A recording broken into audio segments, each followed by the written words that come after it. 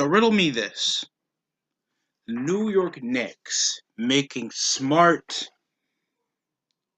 off-season decisions over the cluster F they had last year.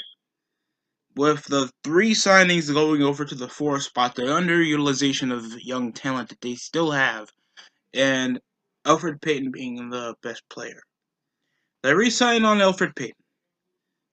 You got a one-off deal, and they have a one-off deal with Nerlens Noel. They traded away Ed Davis that they recently got for 2 second-round picks, saved up over $25 million in cap space. Then they sticked up a 3-year, $10 million on Austin Rivers. That's a decent six, and he had some alright minutes with the Houston Rockets. What's happening? There's already over a lot of tabloids of who the Knicks have missed out on, like Drew Holiday, that's now a Milwaukee Buck, $120 million contract on Gordon Hayward to the Charlotte Hornets, with already the up and coming rookie LaMelo Ball.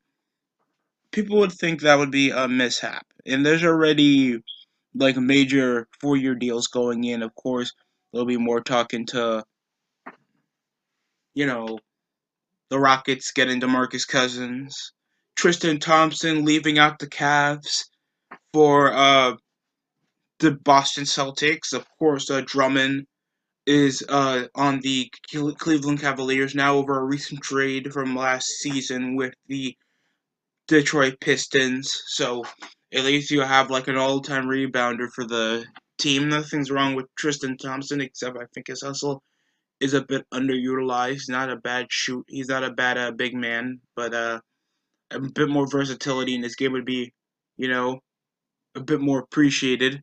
Sorry, I didn't know where that sound came from, but that's my opinion on the matter. But seeing how we're going over most of the season, and the Knicks now signed Alec Burke, not Trey Burke, Alec Burke. There's already people, and he's a decent guy on the bench to keep on your depth squad, and they still have Wayne Ellington on contract, I think. They still have Mitchell Robinson. They gotta still extend come his rookie contract. They already went up 100 mil for both Donovan Mitchell and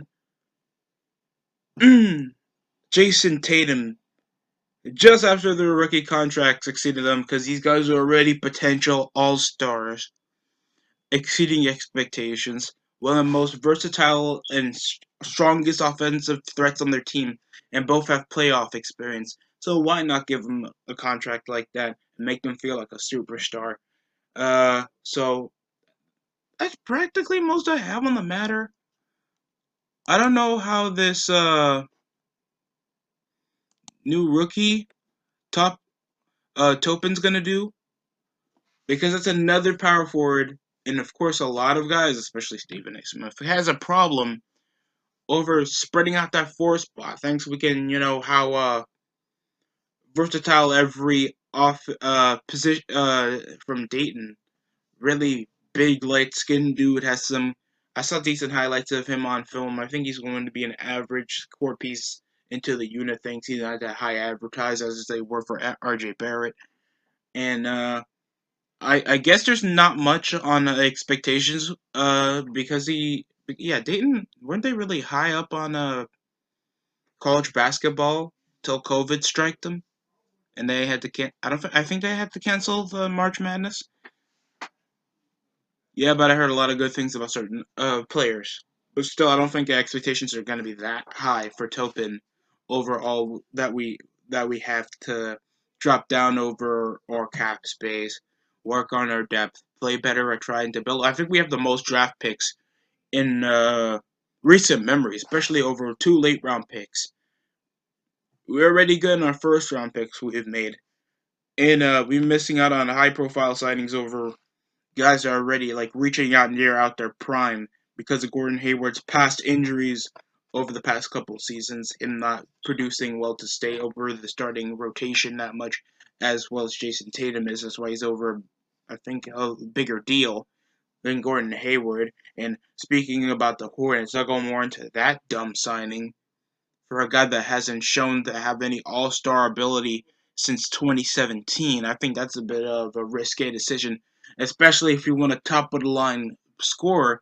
I don't mind you give him like 50 million for for like probably 4 years or something. That's gonna sum down your cap. That's worse than your $100 million deal you did over with Nicholas Batum from the. I'm gonna cut off that. I'm gonna cut that off because I know it's a dumb rant. All I'm gonna say is I'm commending the Knicks right now. They made some really smart decisions. I think it was smart they stuck up with Elfrid Payton for another year. They still got R.J. Barrett. They can still sum up Mitchell Robinson's of that starting five position. Nerlens Noel is a good depth piece, and he's a great rim protector. You got a decent. You guys are actually building up decent depth, and I think it's gonna be a better time for Thibodeau to work on that freaking like some of their potential that they have. I'm being serious. There's a real problem with somehow the coach with some coaches, especially David Fisdale, not utilizing the young talent that they actually have on the team, and that pisses me off, bro. That just gets me so angry because it shouldn't be possible. You should be always trying to find ways how to work on your core pieces, or else it's just gonna end up with when you started Jarrett Jack on the starting rotation when Melo was still on the team. They have Damian Dotson, that's a great playmaker, a decent scorer, and can pulverize everybody. We have a guy that they don't try to put enough minutes on, Kevin Knox. They don't. Julius Randle, I don't know if they're going to stick up over another deal with him because he's stuck here for like 35 million. Like they really like stuck with him a terrible contract. Frank Ntilikina, that's been showing decent upside further and further we go, and a lot of guys were ragging on him since he's been drafted. Mitchell Robinson, great rim protector, great finisher, decent on the block. He's always great off a fast break. I don't know why in the hell we're still stuck with Bobby Portis. That's my opinion on the matter. Do I feel like some of these guys will improve? Hopefully. I want some of these guys to improve, and most of the highlights I've been seeing, they can do damage. I don't know why the Knicks, some of the previous head coaches, I think we had Mike Miller after we fired David Fisdale like under 50 games into the season because how poor we were doing. We only had under 10 wins come January. So I think we fired him come near holiday season. We stuck with Mike Miller later part of the season, and now we're stuck with Tom Thibodeau. And we didn't even get to play over the pandemic because we're smart. So that's practically what I have on this matter. I gotta commend the New York Knicks, and of course, I don't do a lot of, and I'm usually notable for doing my bashing of New York teams, and especially over the Knicks. I think I had a help wanted video on the Knicks, and that's only for the franchises that you really deserve to get a straight slapping to. And I'm and I'm not saying that the Knicks are probably not going to be trash this year. They're probably going to have 31 wins, and there's nothing wrong with that. But we're still sticking up with Reggie Block over what? Probably another year deal.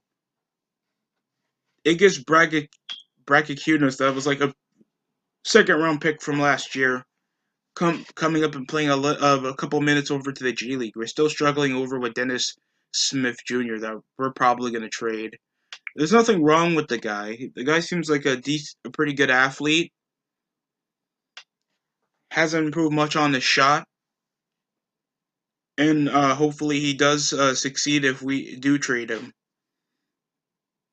But I'm just trying to get Alonzo Trier more minutes, and hopefully we work on a contract with him that gives him extension, so he doesn't get pissed off and his ability gets taken elsewhere because he also has pretty good skill. So don't try to rag on the youth on the New York Knicks, because many people have been actually wishing for some of the youth to show up most of their ability than the time when they put most of their free agents, like none of the guys that they drafted, in the starting five. Literally, I think they had Reggie Bullock, Wayne Ellington, Taj Gibson, Maurice Harkless, and Marcus Morris, but sometimes they'll rotate in with Julius Randle or Bobby Portis up in the five. And sometimes, and I mean sometimes, give a start to Mitchell Robinson and like bench the hell out of Mike Knox. I'm sorry, Kevin Knox. So that's just my opinion on the matter. But yeah, that's an update on the New York Knicks. I think that they're doing pretty okay. But that's it for me. How you feel? No negatives. No negatives. Until I just heard what the Hornets did. So that's it for me.